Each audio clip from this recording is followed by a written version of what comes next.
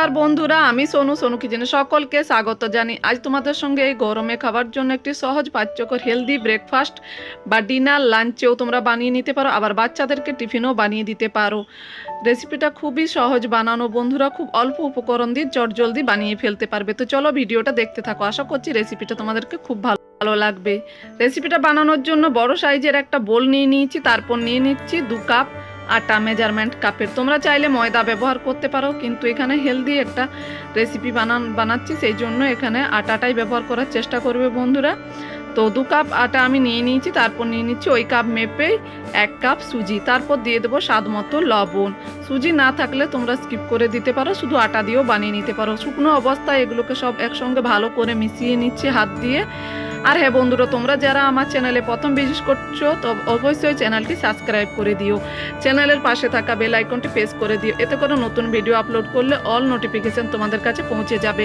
আর একটা লাইক করতে ভুলো না বন্ধুরা, তোমাদের একটা লাইকে কিন্তু আমি নতুন ভিডিও বানাতে অনেক মোটিভেট হই, তাই অবশ্যই একটা লাইক করে দিও।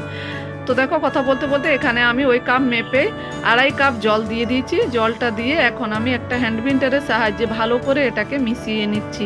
পরে যদি আমার জল লাগে তাহলে আমি অবশ্যই পরে আবার জল অ্যাড করব। যেহেতু সুজি দিয়েছি, সুজিটা কিন্তু পরে ফুলে এটা ঘন হয়ে যাবে, তাই এখানে আমি পরে আবারও 1 থেকে 1.5 কাপ জল অ্যাড করব। আগে আমি দেখে নিচ্ছি, মিশিয়ে নিব এটা বেশ কিছুক্ষণ একটু ভালো করে সময় নিয়ে। তো দেখুন ঘন আছে যেহেতু, তাই আবারও আমি 1 কাপ জল আমি এখানে ব্যবহার করেছি। এই জলটা দিয়ে আবারও ভালো করে এটাকে মিশিয়ে নেব।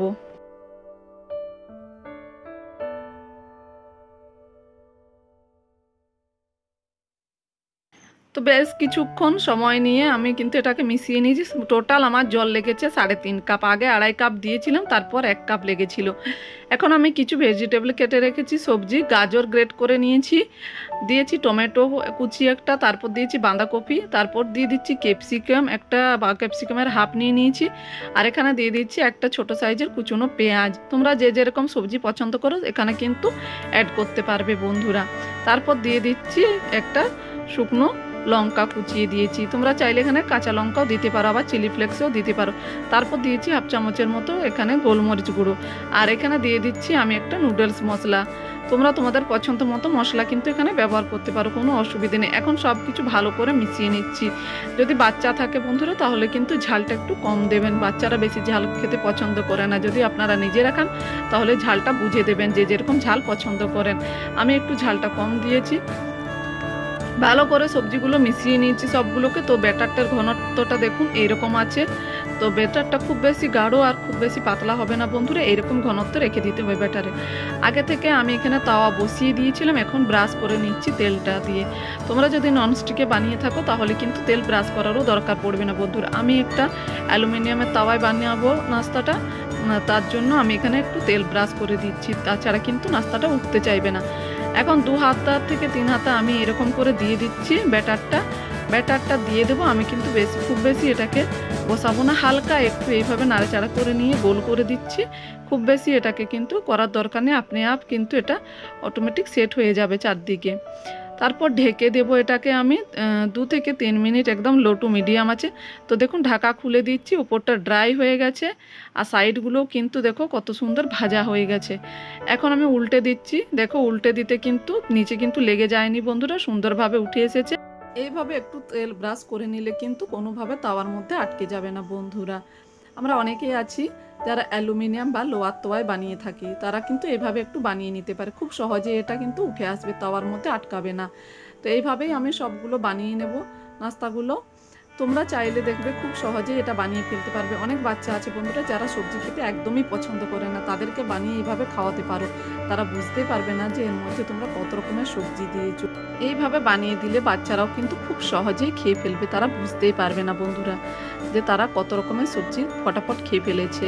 খুব উপকারী একটা হেলদি ব্রেকফাস্টে তোমরা এই রেসিপিটা বানিয়ে ফেলতে পারো, আবার ডিনার বা লাঞ্চ বা টিফিনও বানিয়ে দেখতে পারো। অসম্ভব সুন্দর লাগে খেতে, আর খুব অল্প সময়ের ভিতরে কিন্তু এটা তৈরি হয়ে যায়, অল্প কিছু ঘরোয়া উপকরণ দিয়ে বন্ধুরা। তো আমার সবগুলো নাস্তায় তৈরি হয়ে গেছে। তো কত সহজেই শুধুমাত্র 2 কাপ আটা আর 1 কাপ সুজি দিয়ে ঝটপট তৈরি হয়ে গেল দুর্দান্ত স্বাদের স্বাস্থ্যকর সহজপাচ্য একটি ব্রেকফাস্ট রেসিপি বন্ধুরা। তোমরাও চাইলে কিন্তু এই নাস্তাটা বানিয়ে নিতে পারো খুব অল্প সময়ের ভিতরে অল্প কিছু উপকরণ দিয়ে বন্ধুরা। এটা খেতে কিন্তু দুর্দান্ত লাগে আর খুব সুন্দর কালারফুল হয় কিন্তু দেখতে, বাচ্চারা দেখলেই কিন্তু বারবার চেয়ে চেয়ে খাবে। যেসব বাচ্চা টিফিন খেতে চায় না তাদেরকে বানিয়ে দিলে তারাও বারবার তোমাকে রিকোয়েস্ট করবে এটা বানিয়ে দেওয়ার জন্য। অসম্ভব সুন্দর, শুধু বাচ্চা নয় বাচ্চা থেকে বড় সকলেই কিন্তু এইভাবে বানিয়ে দিলে খুব পছন্দ করে খাবে বন্ধুরা। আর এটা বানানো খুব সহজ, খুব অল্প সময়ের ভিতরেই তৈরি করতে ফেলতে পারবে। রেসিপিটা ভালো লাগলে অবশ্যই চ্যানেলটা লাইক শেয়ার সাবস্ক্রাইব করতে ভুলো না, আর কমেন্ট করে জানাতে ভুলো না তোমাদেরকে কেমন লেগেছে। সবাই ভালো